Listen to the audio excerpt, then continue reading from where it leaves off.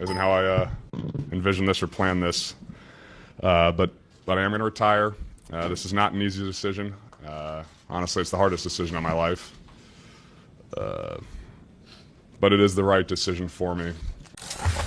I'm in pain. I'm still in pain. I've been in this cycle, which feels like, it's been 4 years of this injury pain rehab cycle. And for me to move forward in my life the way I want to, it doesn't involve football.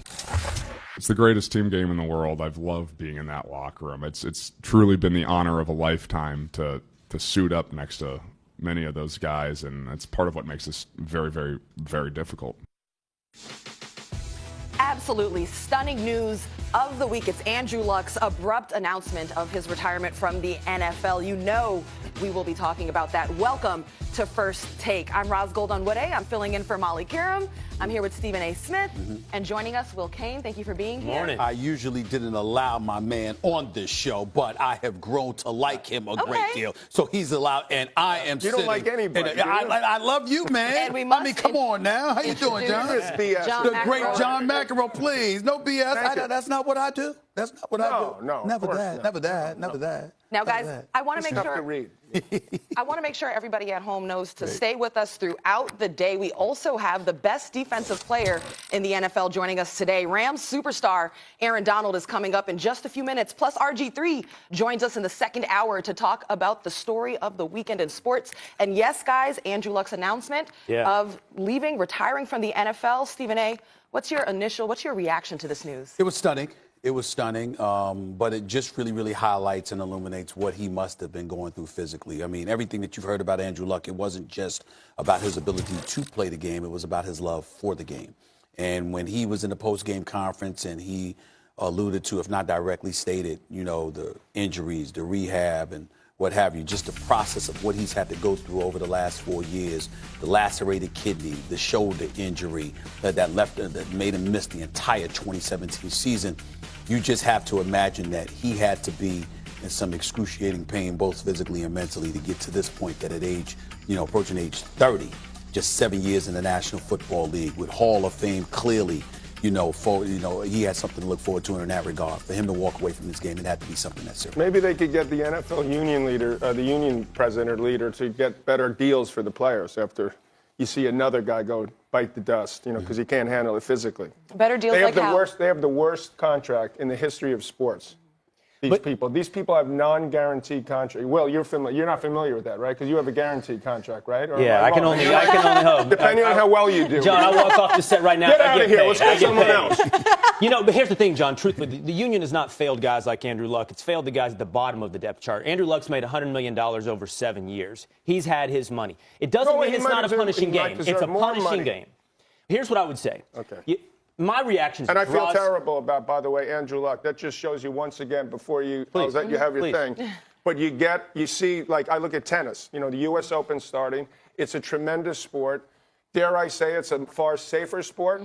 So, at least for the kids, I have a tennis academy. I got a charity where I try to get kids that can't afford to play this great game of tennis. At least look at the sport. Continue to play football. 10, 12, 14, 15, play basketball. I played basketball, soccer, football when I was a kid. Now, with this hulking physical presence, I wasn't that imposing to some of the football players I was up against. So I think I picked the right sport. But, keep that in mind. These poor guys are like gladiators in the Roman Colosseum like 2,000 years ago, and they just toss them aside. It's like next, Jacoby Brissett. He's going to step up. This guy's supposedly one of the best quarterbacks ever. Doesn't that send please tell me, Will, it sends some shockwaves into the NFL that Andrew Luck retired at 29? Go ahead. Sitting next to a legend, telling him something I'm sure he already knows. Intimidation is not directly tied to physical stature. I'm imagining your intimidation, in fact, had a little more to do with other things than necessarily your hulking physique. You could be right there. Okay, all right. God, you're smarter than I thought. Here's what I'm saying. Roz, my reaction was now. Stephen A., now. Listen. It's an individual decision. John points out all the factors. You point out all the factors, the physical toll this took on Andrew Luck, and that's an individual man's decision. I have to respect it. But 3 points on now. Now, this was a 7-year career. Nobody thought it would be this short. Not the Colts when they drafted him, certainly not Andrew Luck as well. Now you lost your joy. Now, when you are on the precipice of Super Bowl contention, all the things he's been deprived of his That entire shows you how career, bad he was hurting. I agree, John. It does show exactly the extent of his pain. But he's now got an offensive line. He's got a defense. He's got everything we thought he ever needed. The Colts were in contention. And finally, Stephen A., now, 2 weeks before the season, I got to tell you, Steve Berline, who's a quarterback, just tweeted this. Chris Mortensen talked about it. There are guys who will not say this on the record, but you retire in March and April. Not 2 weeks before the season. I'll get to that a little bit later in the show. Maybe he wasn't planning on retiring. You think that that's a safe bet? I think, John, that does highlight your point. Do you think how that dangerous and physical the game is. Do you think he was desperate? I mean, you got to say, at the very least, the guy's desperate. He wants to play. He came off and missing a year, goes to the playoffs, right? Mm-hmm. They say bigger things are happening for Indianapolis this year. You don't think that he wanted to play, that he did everything he possibly could to get ready for this season? Well, most people that have any sense are not questioning whether or not he wanted to play, because he's renowned for his love for the game, not just his ability to play it. So we recognize that. The timing, obviously, is something that people would bring into question, because you could have done it a month ago. You could have done it 2 months ago. You've been hurting for 4 years. Why at this particular moment in time, which is something that we'll get into a little bit later. Plus, you're looking at the Indianapolis Colts, and one could make the argument that even though they've been in an AFC championship game before, John, this is the best chance that they've had at a Super Bowl. You acquired Funches. You still got T.Y. Hilton. Marlon Mack is your running back, all right? You got Ebron as your tight end. You got an offensive line that's rife with monsters who are committed to protecting him. And to me, it makes me go back to, I'm going to bring up the name Ryan Grigson. I'm going to bring up Jim Irsay. I'm going to bring up Pagano and all of these guys, because those first 3 years that Andrew Luck was in the National Football League, where he got sacked 100 times, where we're looking at 171 sacks that he has struggled throughout his career. Now, last year, Chris Ballard, who's done a fabulous job as a GM, put together an offensive line that protected him. And it was the first time, because he's really, even though it's 7 years, he's only played 6 years because he missed 2017.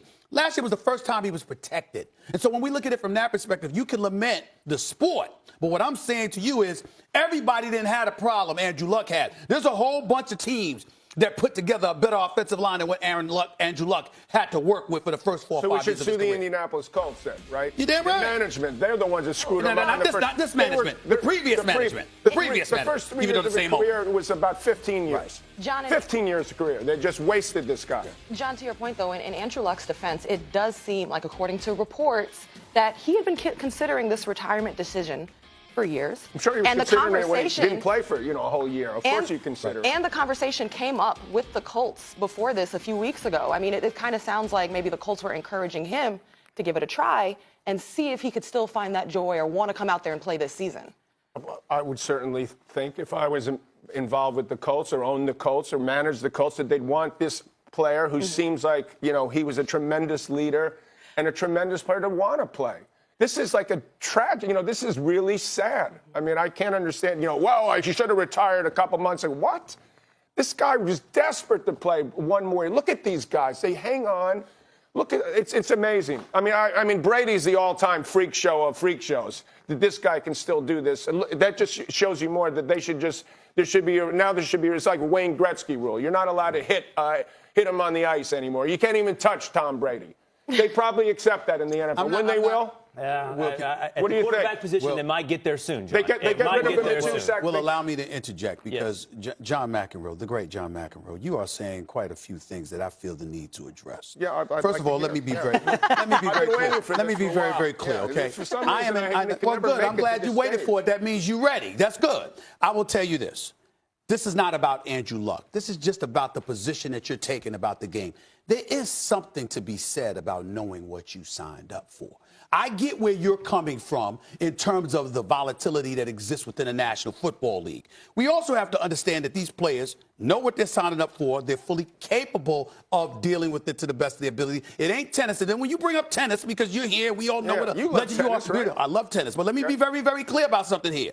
You know as well as anybody that most folks in tennis don't last into their late 20s. That's true. They ain't good enough. Absolutely. So when you're sitting here and saying, take a look at the sport, and damn it, football's so violent, I understand from a violence perspective, you say, look, choose another avenue. But in terms of longevity, in terms of accomplishments, etc., one could argue that there's far more people achieving in football than they are achieving in tennis. You talking about Americans? I get it. Well, I am. We're having a problem. I'm not suggesting. Listen, I love football. Okay. I think it's a tremendous game. I think they should be better taken care of. That's what I'm saying. Yeah. Okay. Let the owners, the multi-billionaires, that weren't multi-billionaires until they brought the sport up to a level higher than it's ever been. Why don't they take? I don't know what the salary cap issues are. Will's, an expert on that, and you probably are too. But how about when they give more guaranteed? This is for the players. You give them guaranteed contracts like they do in the NBA, like they do in the NHL, like they do in every sport. Tennis doesn't have guaranteed contracts, by the way. And if, God forbid, they get hurt or they toss them and they cut them, pay them, and then get someone else. Yes, sir. There's something called a signing bonus. Let me finish. Come on. So if you have, listen, all right, signing bonus, not just that, but a guaranteed portion. So Aaron Rodgers signed for $100+ million, okay? Or rather, a better example is Russell Wilson. He signs $107 million is guaranteed. Carson Wentz, $107+ million is guaranteed. How much of the whole? I'm saying not the entire salary is guaranteed, but you're sounding like nothing's guaranteed. No, I didn't say that. I didn't say that. Okay, come on, Steve. All right, guys, we've got to put a pause in this conversation. We're going to talk tennis now. Yes. For the next an hour and a half, Djokovic and Khachanov. Best three of all time. Sissipas. We're going to get into that. And yes, we appreciate you being here. You're kicking me out already, huh? Because we got to talk football, right? Stop acting like that. We're going to all be watching you at 12 noon. We don't want to miss that preseason basketball. We don't want to miss tennis at 12 noon. And God knows, listen, do you see that football yesterday?